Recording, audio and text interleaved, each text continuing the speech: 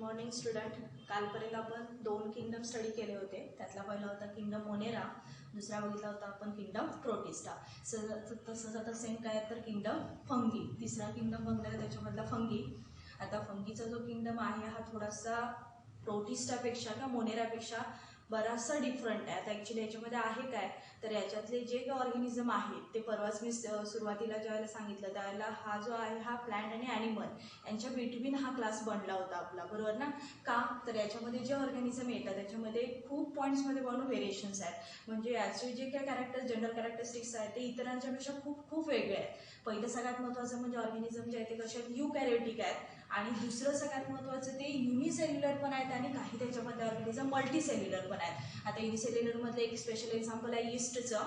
East हा part जो आहे ऑलरेडी आपण 12th पण स्टडी केलेला आहे. त्याच्यामध्ये ईस्टचं जे काही फॉर्मेशन आहे ते बेकरी प्रोडक्ट जे आहेत मग त्याच्यामध्ये फर्मेंटेशनसाठी हा मेंबर शक्यतो यूज केला जातो. दुसरं सगळ्यात महत्त्वाचं आपले बेवरेजेस इंडस्ट्री, त्याच्यामध्ये वाईन, बियर, विस्की हे जर प्रोडक्शन करायचं असेल तर त्याच्यामध्ये सॅक्रोमायसिस सर्वॅसी नावाचं एक ईस्ट जे आहे ते त्या प्रोडक्शनमध्ये यूज केलं जातं. म्हणजे हा जो पार्ट आहे हा बेकरीमध्ये पण तुम्ही जास्तीत जास्त यूज करू शकताय. इव्हन तुमची जी काय बेवरेजेस इंडस्ट्री जी आहे तिथेही तुम्ही यूज करू शकताय. दुसरं आहे ते मल्टीसेल्युलर. याच्यातले बरेचसे ऑर्गॅनिझम जे आहे ते मल्टीसेल्युलर आहे. त्याच्यामध्ये एक एक्झाम्पल दिलेलं आहे मी पेनिसिलिन. आता पेनिसिलिन जे आहे ते अलेक्झांडर फ्लेमिंग यांनी पहिलं अँटीबायोटिक डिस्कवर केलेलं आहे. ते त्याचं नेम जे आहे ते पेनिसिलियम आहे. तर ह्याचं जे प्रोडक्शन आहे याच्यासाठी ना एक स्पेशल फ्रुटिंग बॉडी म्हणजे एक स्पोर फॉर्मेशन करून एक फ्रुटिंग बॉडी त्या ह्याच्यावरती तयार होते, आणि ती जी आहे ती कुनिडिया स्पोर्स म्हणून आपल्याला तोही पार्ट स्टडी करायचा आहे. म्हणजे याच्याकडे जे कॅरेक्टरिस्टिक्स येतात ते फार वेगळ्या वेगळ्या पद्धतीचे कॅरेक्टरिस्टिक्स आहेत. दुसरं सगळ्यात महत्त्वाचं याच्यातले बरेचसे ऑर्गॅनिझम जे आहेत ते कसे आहेत तर पॅरासाईट आहेत. ऑलरेडी तुम्हाला तोही पॉईंट तुम्हाला माहिती आहे. याच्यातले बरेच जण जे आहे ते पॅरासाईट आहेत. बरेच ऑर्गॅनिझम जे आहेत ते सॅप्रोफायटिक मोड ऑफ न्यूट्रिशन आहेत. आता पॅरासाईट म्हणजे काय असणार आहे तर होस्ट बॉडीवरती प्रेझेंट असणारे पण आहेत. त्याच्यामध्ये काही जण जे आहेत ते सॅप्रोफायटिक मोड ऑफ लाईफ सायकल असणारे पण आहेत. सॅप्रोफायटिक म्हणजेच काय सांगितलं तर परवा डेड आणि डीके मॅटर जो आहे ना त्याच्यावरती हे फूड फिडिंगसाठी असणार आहेत. म्हणजे डेड बॉडीवरती वगैरे तुम्हाला बघायला मिळतील. याच्यामधला अजून एक स्पेशल क्लास जो आहे तो आपण क्लासिफिकेशनच्या पॉईंटला मी सांगते. फक्त आता पॅरासायटिक म्हणजे होस्ट बॉडीमध्ये पण प्रेझेंट असणार आहेत. सॅप्रोफायटिक पण आहेत काही जण, डेड डीके मॅटरवरती पण तुम्हाला हे बघायला मिळतील. दुसरं सगळ्यात महत्त्वाचं त्यांच्याकडे स्पेशल अजून एक कॅरेक्टर आहे की ते कसे आहेत तर मोटाईल पण आहे. त्याच्यामधले काही ऑर्गॅनिझम जे आहे ते नॉन मोटाईल पण आहेत. आता मोटाईल ऑर्गॅनिझम आणि नॉन मोटाईल ऑर्गॅनिझम हे ॲक्च्युली कशावरती बेस आहे तर यांच्याकडं जे काही मोटाईल कॅरेक्टर आहे, मोटाईल म्हणजे ज्यांच्याकडं स्पेशली मुवमेंट आहे त्याला आपण काय बोलतो मोटाईल. जे मूव्ह होत नाहीत त्याला काय बोलतो आपण नॉन मोटाईल. यांच्यातला बराचसा पार्ट जो आहे तो नॉन मोटाईल पण आहे, बराचसा पार्ट जो आहे तो मोटाईल आहे. आता मोटाईल कशा थ्रू मोटाईल ॲक्टिव्हिटी आहे ते आपण थोडंसं डिस्कस करणार आहोत. तोही पॉईंट अतिशय महत्त्वाचा आहे. तर मोटाईल फॉर्मेशन जे आहे किंवा मोटाईल फॅक्टरसाठी त्यांच्याकडे ना स्पेशल असं मायसिलियमचं नावाचं एक स्ट्रक्चर असतं. त्या मायसिलियमच्या फॉर्मेशनच्या आधी त्यांच्याकडे ना हायपी प्रेझेंट असतात. आता हायपी म्हणजे ॲक्च्युली काय तर मोटाईल जे काही ऑर्गॅनिझम आहे त्यांच्याकडे कंपल्सरी काय असते तर हायपी प्रेझेंट असतो. आता हायपी म्हणजे काय असतं तर समजा आता आपण एखादी फंगल स्पेस, आता ही समजा फंगल स्पेसिस आहे बरोबर, त्याच्यावरती ना एक थ्रेड लाईक बॉडी असते. त्या थ्रेड लाईक बॉडीला काय बोलतात हायपी. आता ही थ्रेड लाईक बॉडी जी आहे ती कशासाठी यूज केली जाते किंवा काय ॲक्च्युली फंक्शन काय आहे तर हा थ्रेड लाईक बॉडी म्हणजे जसं फिलामेंट किंवा जसं आपण ते फिमरीचं स्ट्रक्चर वगैरे इतर सेलसाठी देत होतो ना तसंच सेम आहे. तर ती जी काय फिलामेंटस बॉडी आहे म्हणजे थ्रेड लाईक बॉडी आहे त्याला काय बोललं जातं हायपी. जर त्या थ्रेड लाईक बॉडीचं असं एकत्र असं कॉम्बिनेशन होऊन जर नेटवर्किंग स्ट्रक्चर मिळत असेल म्हणजे असं ना बंच टाईप स्ट्रक्चर मिळत असेल तर त्याला काय बोललं जातं मायसिलियम. बऱ्याच जणांचा गोंधळ हा असतो की हायपी आणि मायसिलियम एकच आहे असं कन्सिडर काही जण करतात, तर ते तसं नाही आहे. आता त्याच्यात काय काय आहे तर सगळं मी डिटेलमध्ये सांगणार आहे. एक म्हणजे जर तुमचा मोटाईल ऑर्गॅनिझम असेल तर त्याच्याकडे हायपी प्रेझेंट असेल किंवा मायसिलियम फॉर्म प्रेझेंट असेल. जर हायपी म्हणजे काय तर single thread like body or called hyphae म्हणजे हा असा एकच सिंगल थ्रेड असेल सरफेसवरती तर त्याला काय बोललं जातं हायपी. आणि जर त्या थ्रेड लाईक बॉडी म्हणजे हायपीचे एकत्र असे बंच असतील ते क्लस्टर असेल तर त्याला काय बोललं जातं मायसिलियम. आता ज्याला हे हायपी जे आहे ते हायपीमध्ये कसं असतं तर एक म्हणजे हायपी आपल्याकडं कशाही पद्धतीचे असू शकतात. सिंगल जरी असेल तरी त्याच्याकडे एक स्पेशल काहीतरी ॲक्टिव्हिटी असू शकते. तर त्याच्यावरून त्यांनी सरळ काय बघणार आहोत तर आपण हायपीचे 3 टाईप्स बघणार आहोत. त्यातला पहिला टाईप जो आहे तो त्याला बोललं जातं ग्वायनोसायटिक हायपी. कोयनोसायटिक हायपीमध्ये काय असं असतं तर हे जे बाहेरचं स्ट्रेट लाईक स्ट्रक्चर जे आहे ना याच्यामध्ये कसं असतं तर याच्या इथं दाखवते बघा, आतमध्ये ना नंबर ऑफ न्यूक्लियस येतात, म्हणजे ऍक्च्युली हे असं स्ट्रक्चर मिळणार. आतमध्ये जर नंबर ऑफ न्यूक्लियस असतील तर त्याला काय बोललं जातं कोयनोसायटिक हायपी. जर समजा हायपी जो आहे तो कसा असणार आहे, एक सिंगल थ्रेड जो आधी काढला होता तसं जर असेल तर त्याला बोललं जातं असेप्टेड हायपी, असेप्टेड हायपी. आणि जर त्याच ह्याच्यामध्ये असं ब्रांचिंग स्ट्रक्चर असेल म्हणजे हायपी जे आहेत हे क्रॉस सेक्शनमध्ये पण प्रेझेंट असतील तर त्याला काय बोललं जातं सेप्टेड हायपी. आता ह्याचं जे क्लासिफिकेशन आहे ते अतिशय महत्त्वाचं आहे. असेप्टेड हायपी म्हणजे काय असणार आहे, single thread like single thread अशी मिळणार. म्हणजे समजा ह्याच्यावरती आता दुसऱ्या ठिकाणी रिप्रेझेंट करते बघा, हे असं असेल तर याला काय बोलायचं आहे असेप्टेड हायपी. आणि तिसरा पार्ट जो आहे तो सेप्टेड हायपी, इथंच पुन्हा रिप्रेझेंट करते. समजा हे असं आहे आणि याला काय तर ब्रांचिंग स्ट्रक्चर आहे, म्हणजे हे असं स्ट्रक्चर आहे तर याला काय बोललं जातं सेप्टेड हायपी. म्हणजे हा झाला कोयनोसायटिक हायपी, सिंगल थ्रेड आहे पण नंबर ऑफ न्यूक्लियस प्रेझेंट आहेत. दुसरं जे आहे ते फक्त आणि फक्त सिंगल थ्रेड लाईक असणार असेप्टेड हायपी. तिसरं जे स्ट्रक्चर मिळतं, तिसरा जो टाईप मिळतो तो त्याच्यामध्ये सिंगल थ्रेड असणारच आहे आणि प्लस सोबत त्याच्यासोबत काय असणार तर क्रॉस स्ट्रायशन्स असणार आहेत, म्हणजे मध्ये मध्ये असे क्रॉस सेक्शन असणार आहेत, त्याला काय बोललं जातं सेप्टेड हायपी. म्हणजे बाळांनो हायपीचे आपण हे 3 टाइप्स बघितले, कुठले कुठले, कोयनोसायटिक हायपी, असेप्टेड हायपी आणि तिसरा जो पार्ट आहे तो सेप्टेड हायपी. ह्या तिन्ही टाईपवरून तुमचं जे काही स्ट्रक्चर तुमच्याकडे आहे, जे काही एक्झाम्पल तुमच्याकडे आहे त्याच्याकडे ऍक्च्युली स्ट्रक्चर कसं आहे, म्हणजे मायक्रोस्कोपच्या अंडर ज्याला आपण बघणार त्याला याच्यातला कुठला हायपी फॉर्म दिसतो त्याच्यावरून त्याचं क्लासिफिकेशन केलं जातं. मग ते क्लासिफिकेशन बघायचं असेल तर आपल्याला हे काय आहे नेमकं ते बेसिकली माहीत पाहिजे. हायपी म्हणजे काय हेही माहीत पाहिजे आणि त्या हायपीचं रिप्रेझेंटेशन 3 फॉर्ममध्ये होतं, त्याला स्पेशल नॉमेनक्लेचर आहे हेही माहीत पाहिजे. पुन्हा हे झालं हायपीचा पॉईंट. जर समजा असं क्लस्टर फॉर्ममध्ये असेल तर त्याला ऍक्च्युली काय बोलतो आपण मायसेलियम बोलतो. आता मायसेलियमचं जे काय आहे ते कशा टाईपचं मायसेलियम आहे हे तुम्हाला सांगायचं असेल तर हे तिन्ही टाईप्स तुम्ही त्याच्यामध्ये इन्क्लूड करू शकता. आता मायसेलियममध्ये पण तुम्ही कोयनोसायटिक मायसेलियम म्हणू शकता, असेप्टेड म्हणू शकता किंवा सेप्टेड म्हणू शकता. या दोन्हीवरती क्वेश्चन जो आहे तो क्वेश्चन कसा येणार त्याच्यावरती बघून ह्याच्यावर म्हणजे ह्या पॉईंटवरती 101% क्वेश्चन आहे. क्वेश्चन कसा येणार, काय येणार, त्याचा आन्सर काय सांगायला लागणार ते व्यवस्थित परफेक्ट करायचं. क्लासिफिकेशन जे आहे ते मी डिटेलमध्ये सांगितलेलं आहे. हे झालं हायपी मायसेलियम. त्याच्यानंतर आता पुढचा पार्ट जो आहे तो सेल वॉल. हा एक अतिशय महत्त्वाचा पॉईंट आहे. आतापर्यंत आपण थेरीला काय केलं होतं तर प्रत्येकाची सेल वॉल, प्रत्येक किंगडमसाठी सेल वॉल आहे ना, बरोबर. मोनेरासाठी पण आहे, त्याच्यानंतर प्रोटिस्टामध्ये पण आहे. आणि आता तिसरा पार्ट आला सेल वॉलचा फंगीमधला. फंगीमधली जी सेल वॉल जी आहे ना ती स्पेशल टाईपच्या मटेरियलपासून बनते, त्याला काय बोललं जातं chitin or it is also called as chitin. आता याचं प्रोनाऊन्सिएशन जे आहे ते थोडंसं वेगळ्या पद्धतीने केलं जातं, तुम्ही कसं म्हणायचं तसं म्हणा पण व्यवस्थित परफेक्ट करा. एक म्हणजे चिटिन पण म्हणू शकता का, त्याला कायटिन असे बोललं जातं. आता याचं जे फॉर्म्युलेशन आहे याच्यावरती पण तुम्हाला नीटला क्वेश्चन विचारलं जाईल, सीईटीला क्वेश्चन विचारलं जाईल. प्लस अजून एक सगळ्यात महत्त्वाचं म्हणजे कायटिनचं जे कंपोजिशन आहे ते काय असतं तर ते सगळ्यात महत्त्वाचं आहे. तर त्याच्यामध्ये बघा एन ॲसिटिल ग्लुकोज अमाइन असं त्याचं स्ट्रक्चर आहे. N acetyl glucose amine. Glucose amine म्हणजेच काय असणार आहे, 12वीला आपण बायोमॉलिक्युलर नावाचा चॅप्टर केमिस्ट्रीमध्ये स्टडी केलं आहे, त्याच्यावरून तुम्हाला स्ट्रक्चरल फॉर्म्युला पाहिजे असेल तर तो तुम्ही ड्रॉ करू शकता.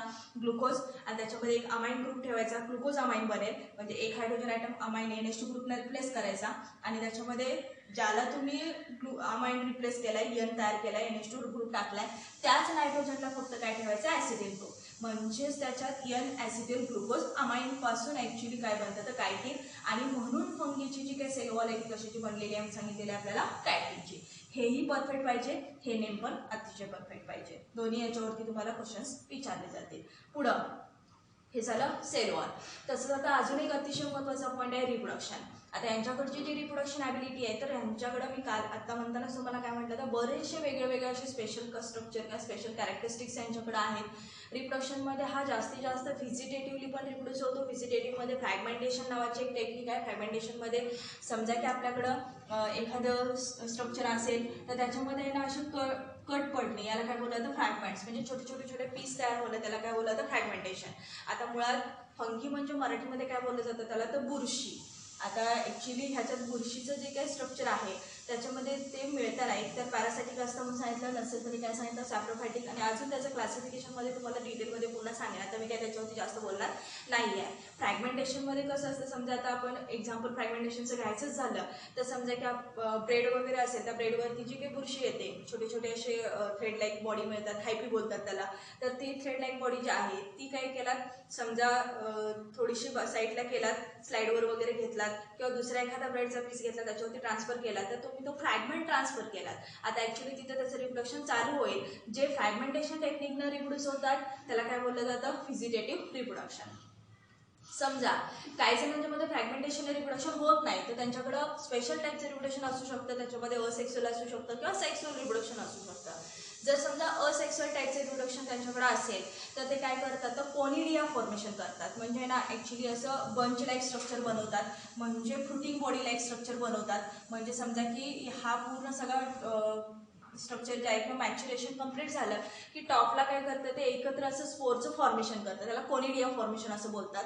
आणि हे जे स्पोर फॉर्मेशन जे आहे, जर समजा हे जी काही याला बोलताना तुम्ही फ्रुटिंग बॉडी असं म्हणू शकता, फ्रुटिंग बॉडी असं बोलू शकताय, तर याच्यावरती जर हे टॉपला असेल एका पॉइंटला तर याला बोललं जातं एक्झोजेनेसिस, स्पोर फॉर्मेशन. आणि समजा हे आतमध्ये असेल, तर फ्रुटिंग बॉडीच्या आतमध्ये असेल तर त्याला काय बोललं जातं, एंडोजेनेसिस. म्हणजे जर त्या फ्रुटिंग बॉडीच्या टॉपला एका पॉइंटला जर स्पोर फॉर्मेशन झालं तर त्याला काय बोललं जातं, एक्झोजेनेसिस.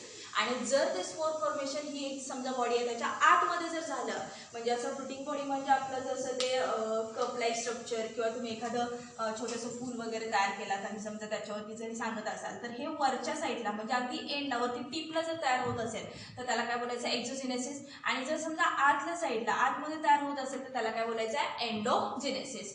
एक्झोजेनेसिस आणि एंडोजेनेसिस हे जे आहे याच्यामध्ये टोटल स्ट्रक्चर जे बनतं त्याला फ्रुटिंग बॉडी असं बोलतात. म्हणजे एक असं युनिट बनतं, एक कॅप्सूल लाईक स्ट्रक्चर बनतं ज्याच्या सरफेसला आणि अंडरग्राऊंड पार्टला, म्हणजे आतमध्ये पण असेल किंवा वरती सरफेसला पण असेल, त्याच्यावरती त्याचे दोन टाईप्स आहेत. आता ॲक्च्युली हे कोनिडिया फॉर्मेशन जे आहे, जर समजा त्या फ्रुटिंग बॉडीवरती सेम टाईपचे कोनिडिया जर तयार होत असतील, सेम टाईपचे स्पोर्स तयार होत असतील तर त्यांना काय बोलायचं, तर त्याला काय बोललं जातं, आयसोगॅमी असं बोललं जातं. आयसोगॅमी किंवा आयसोगॅमस, गॅमस म्हटला तरी चालेल किंवा गॅमी म्हटला तरी चालेल. म्हणजे दोन्ही पोर जे आहेत, म्हणजे समजा एखादं स्ट्रक्चर घेतलंय त्याचे जे काही नंबर ऑफ स्पोर्स आहेत, समजा 10, 15, 20, 25 किंवा इव्हन आता मी काढताना दोन डायग्राम काढलेत, असं काय नाही. स्पोर फॉर्मेशनमध्ये नंबर ऑफ स्पोर्स आहेत, त्याच्यात सगळे स्पोर्स जर सेम साईजचे असतील तर त्याला काय बोललं जातं, आयसोगॅमस. जर समजा त्याच्यामध्ये काही स्पोर जे आहेत ते लार्जर आहेत, काही स्पोर जे आहेत ते वेगळ्या टाईपचे स्ट्रक्चर आहेत, छोटे आहेत किंवा इंटरमिडिएट आहेत, म्हणजे इरेग्युलर जर असेल तर त्याला बोललं जातं अनआयसोगॅमस.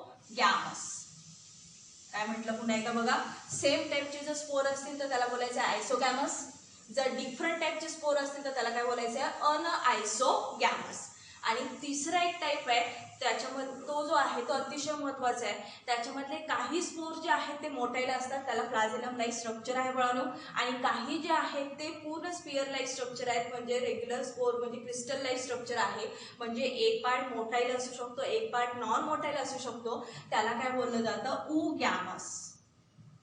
त्याला काय बोलायचं आहे, ऊगॅमस. म्हणजे सेम टाईपचे स्पोर्स असतील तर त्याला बोलणार आयसोगॅमस. जर डिफरंट टाईपचे स्पोर असतील तर त्याला बोललं जातं अनआयसोगॅमस. आणि तिसरं जे आहे ते काय बोललं जातं, ऊगॅमस. त्याच्यामध्ये एक मोटाईल पार्ट असेल, दुसरा नॉन मोटाईल पार्ट असेल. आता याला तुम्ही गॅमस असंही म्हणू शकता किंवा गॅमी असंही म्हणू शकता, आयसोगॅमी बोलू शकता, अनआयसोगॅमी म्हणू शकता, ऊगॅमी असंही म्हणू शकता. तर हे तिन्ही पॉईंट जे आहेत ते स्पोर फॉर्मेशनमध्ये अतिशय महत्त्वाचे आहेत. याच्यात स्ट्रक्चरल रिप्रेझेंटेशनवरती तुम्हाला क्वेश्चन विचारला जाईल. त्याच्यामध्ये ऊगॅमस आहे, मग त्याच्यामध्ये ॲक्च्युली मोटाईल नॉन मोटाईलचं कॉम्बिनेशन केल्यानंतर कुठल्या टाईपचे स्पोर तयार होतात असा क्वेश्चन विचारेल, किंवा ते दोन्ही एक्झाम्पल देतील, मोटाईल नॉन मोटाईल म्हणतील आणि टाईप्स ऑफ स्पोर विचारतील.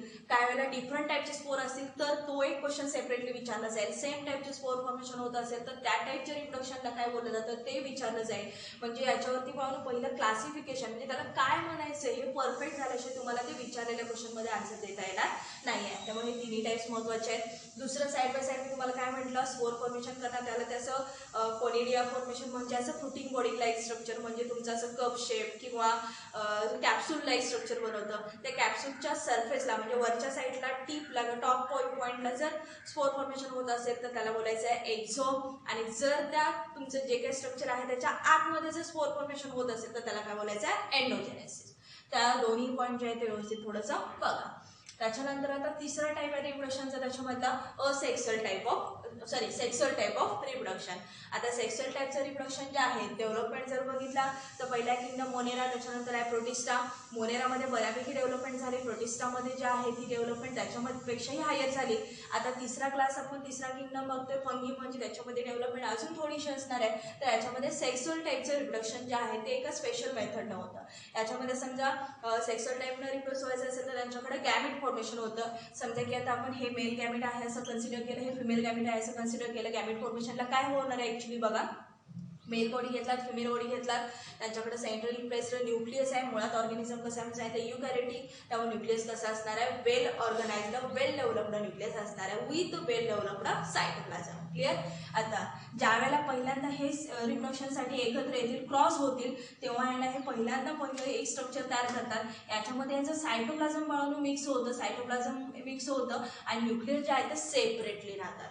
म्हणजे पहिलं जे कंडिशन आहे ती ज्यावेळेला सेक्स्युअली रिप्रोड्यूस होतील त्याला मेल गॅमेट आणि फिमेल गॅमेट यांचं काय होणार आहे इथं फ्युजन होणार आहे. फ्युजन झालं की पहिलं सगळ्यात महत्त्वाचं त्यांचा जो काही सायटोप्लाझम जो आहे त्यालाच काय आपण बोलतो प्रोटोप्लाझम असंही बोलतो. तर हे सगळंच्या सगळं एकत्र होईल आणि त्याला बोलताना काय बोललं जातं प्लाझ्मोगॅमी असं म्हटलं जातं. म्हणजे काय केलं प्लाझ्मोगॅमी असं बोललं जातं. या पॉईंटवरती तुम्हाला बऱ्याच वेळेला क्वेश्चन विचारतात फंकीमध्ये प्लाझ्मोगॅमी स्टेजला ॲक्च्युली काय होतं. तर प्लाझ्मोगॅमी स्टेजला काय होते तर म्हणून डायकायनेसिस नावाचे किंवा डायकॅरियॉन असंही म्हटलं तरी चालेल, डायकॅरियॉन असं म्हणा, ही कंडिशन भेटते. आता डायकॅरियॉन म्हणजे काय, डाय म्हणजे टू बरोबर, कॅरियॉन मीन्स काय असणार आहे न्यूक्लियस. तर ते दोन न्यूक्लियस एकाच प्रोटोप्लाझमच्या अंडर राहतात त्या कंडिशनला काय बोललं जातं प्लाझ्मोगॅमी. त्या कंडिशनला काय बोललं जातं प्लाझ्मोगॅमी. म्हणजे दोघांचे सायटोप्लाझम म्हणजे प्रोटोप्लाझम एकत्र झाले आणि त्यांचे दोघांचे न्यूक्लियसमध्ये फ्युजन झालेलं नाही आहे तर फक्त सेल प्रोटोप्लाझम जे आहेत ते फक्त काय झालेत फ्यूज झालेत. फ्युजन झालं प्लाझ्मोगॅमीचं फॉर्मेशन केलं. At the plasmogamy stage nucleus represented di condition means dikaryon, hence it is also called as dikaryon stage of the plasmogamy. पुढं ही जी डायकॅरियॉन स्टेज जी आहे त्याच्यामध्ये पुन्हा काय होणार तर पहिलं आपण काय केलं होतं तर आपलं प्रोटोप्लाझम जे होतं ते काय केलं होतं मिक्स केलं. म्हणजे प्रोटोप्लाझम जे आहे ते मिक्स झालं, सिंगल झालं, न्यूक्लियस जे आहे ते सेपरेट राहिले. आता काय होतं तर कॅरिओकायनेसिस ही स्टेप होते. कॅरिओकायनेसिस म्हणजेच काय तर न्यूक्लियसचं फ्युजन. हे दोन्ही न्यूक्लियस जे आहे ते काय होतात फ्यूज होतात. म्हणजे हा सायटोप्लाझम म्हणजेच तुमचा प्रोटोप्लाझम आहे असा राहील. हा न्यूक्लियस आणि हा न्यूक्लियस मिक्स होणार आणि नवीन एक न्यूक्लियस आपल्याला बघायला मिळणार. हा जो न्यूक्लियस हा बऱ्यापैकी डेव्हलपला न्यूक्लियस आहे. याच्याकडे डेव्हलपमेंट जर बघितला तर याला काय बोलणार आपण झायगोट असं बोलणार. आणि सगळ्यात महत्त्वाचं म्हणजे डेव्हलपमेंटल असं का म्हटलं कारण दोन्ही न्यूक्लियस जे आहे ते कंबाईन झाले की तयार झालेलं जे काही स्ट्रक्चर आहे त्याला काय बोललं जातं झायगोट असं बोललं जातं. म्हणजे पहिलं मेल फिमेल गॅमेट सेपरेट असतील, दोघांचं फ्युजन झालं की पहिलं प्लाझ्मोगॅमी नावाची स्टेज मिळेल ज्याच्यामध्ये आपलं प्रोटोप्लाझम जे आहे ते सिंगल असेल पण न्यूक्लियस जे आहे ते सेपरेट असतील. पुन्हा तिसरी स्टेज काय करायची आहे कॅरिओकायनेसिस. कॅरिओकायनेसिसला काय करायचं तर न्यूक्लियस जो आहे किंवा त्याला कॅरिओगॅमी असे बोललं जातं. न्यूक्लियस जे आहे ते काय होणार मिक्स होणार, फ्युजन होणार आणि त्या फ्युजनमध्ये काय मिळणार तुम्हाला सिंगल झायगोट फॉर्मेशन होणार. आता मुळात हे दोन्ही मेल आणि फिमेल ज्याला होते ते कसे होते तर हॅप्लॉइड होते. म्हणजे दोन्ही न्यूक्लियस जे आहे ते कसे आहेत तर हॅप्लॉइड न्यूक्लियस आहेत. ज्यावेळेला त्यांची म्हणजे फॉर्मेशन होईल त्याला आपल्याला त्याच्यापासून काय मिळणार आहे डिप्लॉइड मेंटेन होईल. म्हणजे ते स्ट्रक्चर कसं मिळणार आहे हॅप्लॉइड दोन युनिट जे आहे ते कंबाईन झाले की आपल्याला काय मिळतं तर डिप्लॉइड स्टेज मिळते. म्हणजे याचा झायगोट जो आहे तो थोडंसं कसं आहे तर डिप्लॉइड कंडिशनचा झायगोट आहे. फक्त आता तो झायगोट जो आहे तो डिप्लॉइड कंडिशनचा जरी असेल तर त्याच्यामध्ये ज्याला आपण क्लासिफिकेशन बघणार आलो त्याला थोडेसे वेगळे पॉईंट्स त्याच्यामध्ये स्टडीसाठी दिलेले आहेत. जरी झायगोट डिप्लॉइड असेल तर हे हॅप्लॉइड कंबाईन होऊन डिप्लॉइड फॉर्मेशन झालंय. कॅरेक्टरिस्टिक्स येताना मात्र थोडेसे डिफरंट कॅरेक्टरिस्टिक्स त्याच्याकडे येऊ शकतात. आता हा सगळा पार्ट जो आहे तो सेक्सुअल रिप्रोडक्शनच्या अंडर येईल. म्हणजे व्हिजिटेटिव्ह असेल तरी व्हिजिटेटिव्ह रिप्रोडक्शन असेल तर फ्रॅगमेंटेशन होईल, असेक्सुअल टाईप असू शकतं किंवा काही वेळेला सेक्सुअल टाईप असू शकतं. पुन्हा रिप्रोडक्शनचा पार्ट जसं बघितलं तसं सेल वॉल महत्त्वाचा आहे. त्याच्यानंतर हायपी म्हणजे ॲक्च्युली काय, हायपीचे टाईप्स कसे असतात आणि बाकीचे जे जनरल कॅरेक्टरिस्टिक्स आहेत ते ऑलरेडी आपण थेरीला स्टडी केलेले आहेत, त्याच्यावरती मी आता फारसं काय बोलणार नाही आहे. त्याच्यानंतरचा पुढचा पार्ट जो आहे तो काय तर क्लासिफिकेशन. आता क्लासिफिकेशनचा जो पार्ट आहे तर याचं टोटल क्लासिफिकेशन जे आहे ते वेगवेगळ्या बेसिसवरती आहे. कारण जसं प्रोटिस्टामध्ये क्लासिफिकेशन बघितलं तसं आता फंगीचं पण क्लासिफिकेशन आहे. ते क्लासिफिकेशन वेगवेगळ्या पार्टवरती त्यांनी डिपेंड ठेवलं आहे. तर सगळ्या पार्टमध्ये आपल्याला हे सगळे पॉईंट्स एक्सप्लेन करावे लागणार आहेत. याचा आहे ना ॲक्च्युली मी असं क्लासिफिकेशनचं त्याचं शक्यतो चार्ट्स बनवलेत, म्हणजे सगळे पॉईंट जे आहेत हे परफेक्ट असणं गरजेचं आहे. आता समजा की एखादा त्याच्यातला क्लास असेल त्याच्यामध्ये फक्त सेक्सुअल टाईपचं रिप्रोडक्शन होणार असेल तर सेक्सुअल टाईपच्या रिप्रोडक्शनमध्ये काय काय ते माहीत असलं पाहिजे. समजा एखादा क्लास असा असू शकतो की ज्याच्याकडे व्हिजिटेटिव्ह रिप्रोडक्शन असेल तर त्याच्यात काय असतं हे माहीत असलं पाहिजे. त्याच्याकडे बाकीचे दोन टाईप्स दिसणार नाही आहेत. काही जणांच्याकडे सेप्टेट हायपी असेल, काही जणांच्याकडे कॉयनोसायटिक हायपी असेल. मग तो कॉयनोसायटिक हायपी म्हणजे ॲक्च्युली स्ट्रक्चर कसं असणार, सेप्टेट असेल तर कसं असणार, असेप्टेट असेल तर कसं असणार, पुन्हा मायसिलियम म्हणजे काय असायला पाहिजे, हे सगळंच्या सगळं हे बेसिक झालं बरोबर. हे परफेक्ट असणं गरजेचं आहे. ज्यावेळेला तुम्ही क्वेश्चन सॉल्व्ह करायला चालू करणार त्याच्यामध्ये कसं असतं की क्वेश्चन्स एक्सप्लेन करण्यापेक्षा तुम्हाला आधी बेसिक त्या सगळ्या टर्म माहीत पाहिजे. क्वेश्चन तुम्हाला ऑटोमॅटिकली येतील जर हे सगळं बेसिक नॉलेज माहिती असेल तर. आपण ते क्वेश्चन्स वाचल्या बरोबर हां सेक्सुअल टाईप रिप्रोडक्शन म्हटलं की समोर पूर्ण कन्सेप्ट समोर आली पाहिजे. हां मेल फिमेल सेपरेट असणं, युनियन होणार, पहिल्यांदा काय होणार, दुसऱ्यांदा काय होणार, मी डिटेलमध्ये मी सांगितलंय. हे सगळंच्या सगळं परफेक्ट असणं गरजेचं आहे. समजलं? याच्यात काही शंका आहे का बघा. राहिलेला क्लासिफिकेशनचा पार्ट जो आहे तो आपण उद्याच्या लेक्चरला स्टडी करू.